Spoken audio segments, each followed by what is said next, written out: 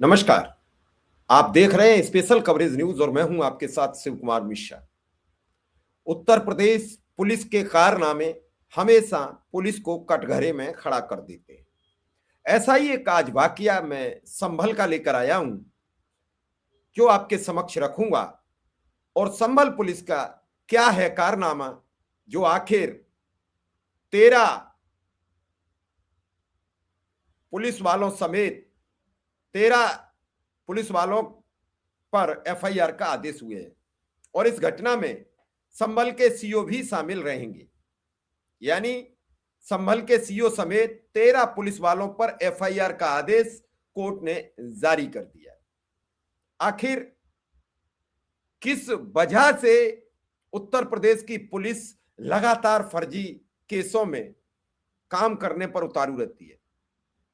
कल आपने देखा कि एक पुलिस के इंस्पेक्टर 4 लाख रुपया रिश्वत लेते पकड़े गए। आखिर उत्तर प्रदेश की पुलिस को हुआ क्या है? क्या पुलिस के दिमाग में भ्रष्टाचार का भय खत्म हो गया है? क्या वास्तव में जो पोस्टिंगें होती हैं वो रुपया के सिस्टम से होती हैं?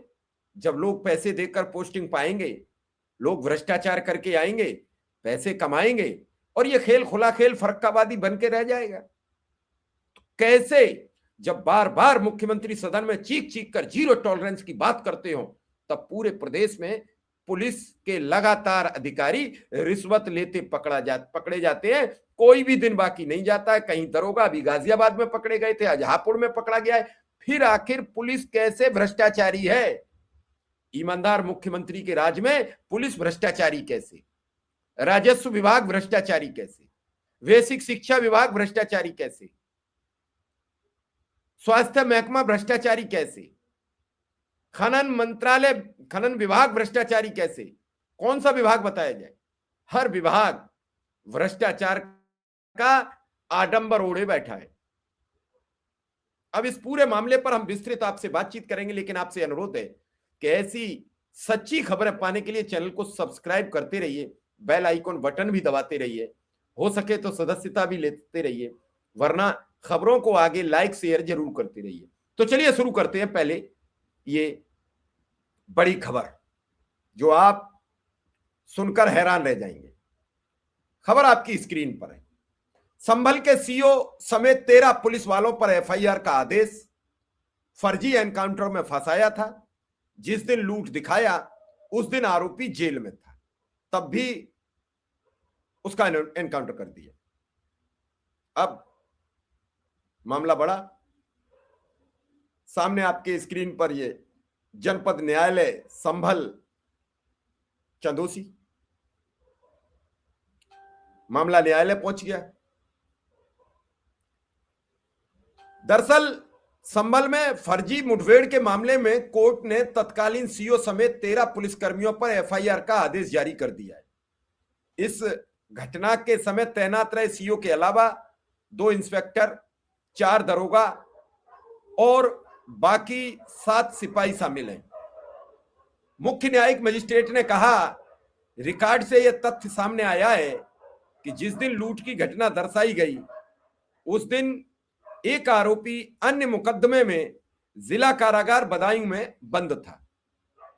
प्रथम दृष्टया यह संकेत मिलता है कुछ पुलिसकर्मियों ने षड्यंत्र, गलत तरीके से जांच, दस्तावेजों की जालसाजी और पद का दुरुपयोग किया। कोर्ट ने हाई कोर्ट और सुप्रीम कोर्ट के पहले के निर्णयों का हवाला देते हुए कहा कि लोक सेवकों को गैर कानूनी काम करने के लिए संरक्षण प्राप्त नहीं है। ऐसे मामलों में एफआईआर दर्ज कर जांच करना आवश्यक है। कोर्ट ने थाना वैजोई के थानाध्यक्ष को निर्देश दिए हैं कि तत्काल मुकदमा दर्ज कर 3 दिन में के अंदर कोर्ट में रिपोर्ट सौंपे। क्या है पूरा मामला, अब ये हम आपको बताते हैं। घटना 25 अप्रैल 2022 की है। अर्जुनपुर जूना गांव निवासी दुर्वेश पुत्र वीरपाल बहजोई से दूध का भुगतान लेकर अपने गांव लौट रहे थे। दोपहर करीब 1:10 पर मोटरसाइकिल सवार 2 अज्ञात व्यक्तियों ने उनसे 1 लाख रुपया लूट लिए। उसी दिन दोपहर 2:40 पर बैजोई थाने में अज्ञात के खिलाफ मुकदमा दर्ज कराया गया। इस मुकदमे की जांच तत्कालीन एसएचओ पंकज लवानिया ने उप निरीक्षक प्रबोध कुमार को सौंपी थी, जिसे बाद में तत्कालीन निरीक्षक अपराध राहुल चौहान को स्थानांतरित कर दिया गया। आरोप है कि जांच के दौरान तत्कालीन सीओ बैजोई गोपाल सिंह, तत्कालीन एसएचओ पंकज लवानिया, तत्कालीन उप निरीक्षक प्रबोध कुमार, तत्कालीन निरीक्षक अपराध राहुल चौहान ने अन्य पुलिसकर्मियों के साथ मिलकर षड्यंत्र के तहत ओमवीर पुत्र भगवान दास को झूठे मामले में फंसा दिया। आरोप है कि 7 जुलाई 2022 को पुलिस ने एक फर्जी मुठभेड़ दिखाकर ओमवीर को गिरफ्तार किया। ओमवीर के साथ धीरेन्द्र पुत्र कुंवरपाल, अवनेश पुत्र ऋषिपाल को भी पकड़ा गया। इसके बाद इन्हें 19 मोटरसाइकिल लूट की बरामदगी से जोड़ते हुए 25 अप्रैल 2022 की लूट की घटना में शामिल बताया गया। चालान कर तत्काल उन्हें जेल भेज दिया गया। रिकॉर्ड के अनुसार ओमवीर 11 अप्रैल 2022 से 22 मई 2022 तक जिला कारागार बदायूं में बंद था। उसकी जमानत 26 अप्रैल 2022 को मंजूर हुई थी और वह 12 मई 2022 को जेल से रिहा हुआ। ऐसे में जिस दिन लूट की घटना बताई गई उस दिन ओमवीर का उसमें शामिल होना संभव ही नहीं था। इसके बावजूद 12 जुलाई 2022 को कोर्ट में आरोप पत्र दाखिल कर दिया गया। अधिकारियों से शिकायत भर की पर कार्रवाई नहीं हुई। पीड़ित ओमवीर ने आरोप लगाया कि संबंधित पुलिसकर्मियों ने अपने पद का दुरुपयोग करते हुए झूठी बरामदगी दिखाकर दोनों युवकों को जेल भेज दिया। ओमवीर का कहना है इस संबंध में पुलिस के उच्चाधिकारियों से भी शिकायत की, लेकिन कोई कार्रवाई नहीं हुई और उसे मजबूरन न्यायालय की शरण लेनी पड़ी। आपने अब यह पूरा वाकया सुना। यह तस्वीर उस दिन की है जिस दिन मुठभेड़ हुई। घायल हुए तो डॉक्टरी कराई जा रही है, मुआयना कराया जा रहा है, इन्हें प्रस्तुत किया जा रहा है।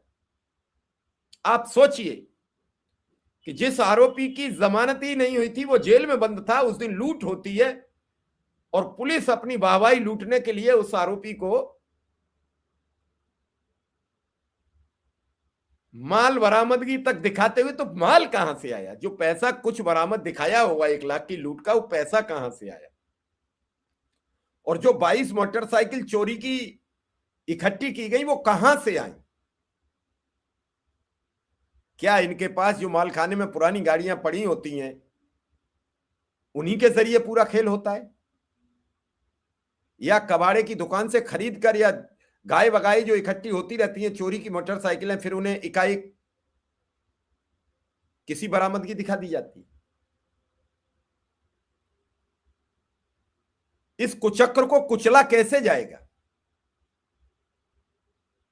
आखिर जो युवक पहले से जेल में बंद था, उस दिन लूट होती है। वो दिन मैंने आपको बताया, लूट वाला दिन था 25 अप्रैल 2022 और उसकी जमानत होती है 26 अप्रैल को। 12 मई को जेल से रिहा होता है और 25 अप्रैल की वो लूट में पुलिस सम्मिलित दिखाकर 7 जुलाई 2022 को एक फर्जी मुठभेड़ दिखाकर, अब तो फर्जी हो गई मुठभेड़, उसमें उन्हें गिरफ्तार कर लेती है।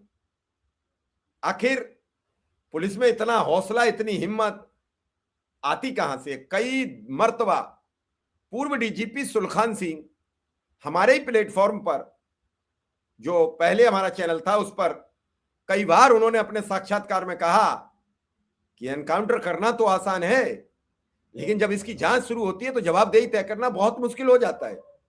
मैं अल्प समय के लिए डीजीपी जरूर रहा, लेकिन मैंने अपने कार्यकाल में किसी पुलिसकर्मी को एनकाउंटर करने के लिए कभी दबाव नहीं बनाया, न किसी को करने दिया। पुलिस चाहे तो अपराध काबू में आ सकता है, लेकिन अब सबको पता है कि पांव में एक गोली लगनी है, अपराध बढ़ता चला जा रहा है। तो कई तरीके की चीजें हैं। इस पूरी खबर को आप सुनिए और समझिए और विचार कीजिए कि आखिर उत्तर प्रदेश की पुलिस कर क्या रही है। कल ही एक इंस्पेक्टर हापुड़ में जो तैनात थे, रिट सेल में तैनात थे, कई थानों में थाना प्रभारी रहे, गाजियाबाद में कई थानों के थाना प्रभारी रहे, और उसके बाद कल 4 लाख रुपया की रिश्वत लेते हुए रगे हाथों पकड़ लिया जाता है। उससे 3 दिन पहले गाजियाबाद में एक महिला सब इंस्पेक्टर, एक सिपाही 50,000 रुपया की रिश्वत लेते रंगे हाथों पकड़ लिए जाते हैं। एक भी दिन बाकी नहीं है कि उत्तर प्रदेश पुलिस के कर्मचारी, राजस्व विभाग के कर्मचारी या अन्य विभागों के बाबू, दफ्तरी पूरे प्रदेश में पकड़े जाते न हो। तो आखिर मुख्यमंत्री लगातार जो जीरो टॉलरेंस, भ्रष्टाचार मुक्त राज्य की जो चर्चा करते हैं, क्या उसका सच ऐसा ही है? क्या उसका आईना ये है? भ्रष्टाचार नहीं हो रहा है, फिर ये रिश्वत ली कैसे जा रही है? और रिश्वत ली जा रही है तो इनका मन कितना बड़ा हुआ है? कर्मचारी और अधिकारी कितने ताकतवर बने दिखाई दे रहे हैं। इनमें ये हिम्मत कहां से आ रही है कि जब मुख्यमंत्री बार बार कह रहे हैं कि रिश्वत नहीं ली जाएगी, नहीं ली जाएगी, नहीं ली जाएगी, तो ये लेते कैसे? कौन इन्हें हौसला देता है? इनके सीनियर बॉस, इनसे मंथली लिया जाता है, इनसे ट्रांसफर पोस्टिंग पे पैसा लिया जाता है, जो इन्हें वसूली के लिए ये निकल पड़ते हैं अभियान चलाकर कि वसूले, वहां पैसा देना, यहां पैसा देना। ये खेल खेल कौन रहा है? एक बड़ी खबर है ये, और इस खबर को हमें बताइए जरूर, आप अपनी राय दीजिए जरूर, और इस खबर को आगे बढ़ाइए जरूर कि संभल में सीओ, 2 इंस्पेक्टर, एक सब इंस्पेक्टर समेत 13 पुलिसकर्मियों के खिलाफ अदालत ने तत्काल केस दर्ज करने के आदेश जारी किए। तो फिलहाल इस खबर में इतना ही, हमें इजाजत दीजिए। धन्यवाद, नमस्कार।